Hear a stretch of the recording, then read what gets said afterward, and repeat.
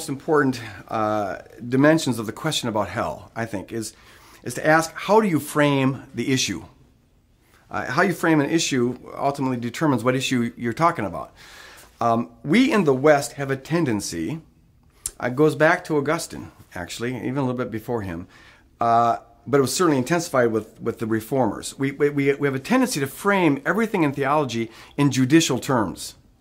And by that I mean this, God is sort of the judge, and we're the defendants, and Jesus is our lawyer, right? And so salvation is about Jesus coming in, somehow cutting a deal with the Father that really we can't understand, but all we know is that he gets pounded for what we deserve, so now we get released, we're acquitted.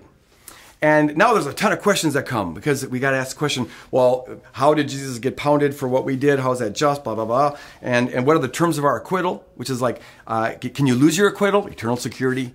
Once you're acquitted, is that a permanent thing? And there's all these kind of questions that come about that you don't never see the New Testament folks wrestling with. And I think it's because they don't frame it primarily in a judicial framework. Now, there are judicial terms used, legal terms used, but the primary way that I think the New Testament frames salvation is not in a court of law context, but in a marriage context. It's a covenant. And the goal of everything is, what salvation is being married and enjoying the marriage to your spouse, and our spouse is God. Our spouse is Jesus Christ, and he talks about how he came for a bride, and you even find that going on throughout the Old Testament.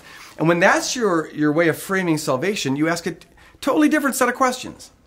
You don't ask, maybe it would be a pretty bad marriage if I were to say to my wife, what are the terms of our marriage? I mean, how much can I get away with and you'll still stay married to me? There's tons of Christians walking around asking that question. Well, if I do this, what sins, how can you lose your salvation? And the idea is that, as you would with any court of law or any kind of law, you want to get as close to the law, get away with as much as you can without breaking the law. Okay, what's the deal breaker? But see, if you're married, you don't ask, how much can I get away with before you'll divorce me? The question is, how can we grow closer together? How can we, how can I pursue you more? How can we learn, more about each other and things? How can we enjoy each other more? That's how I think the New Testament frames salvation. And if you frame salvation in a marriage context rather than a legal context, well, you frame hell in a similar way. Hell becomes, it's not primarily, and this is how I think the New Testament talks about it, it's not a judicial sentence imposed on a person at the end of their life. Now, they use some metaphors like that, but the primary way of thinking about it is hell is the consequence of consistently divorcing God.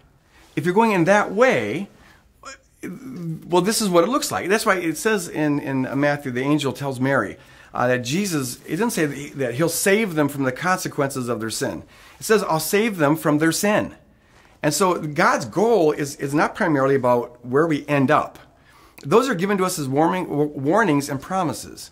But the important part of those warnings and promises is this: to condition the way we do our life. Are we going to do our life as the spouses of God, the bride of Christ? That's one way of living. Or are we going to be divorcing God or rejecting God's marriage proposal? Probably be a better way of putting it. And to go, one way is to go on a death route, because if you divorce the God of life, well, it's death. But to go in a marriage covenantal way is to be learning about your spouse, cultivating a life that's pleasing to your spouse, and enjoying the life of your spouse. That's, I think, the most important aspect of heaven and hell, is how it impacts our life right here and right now.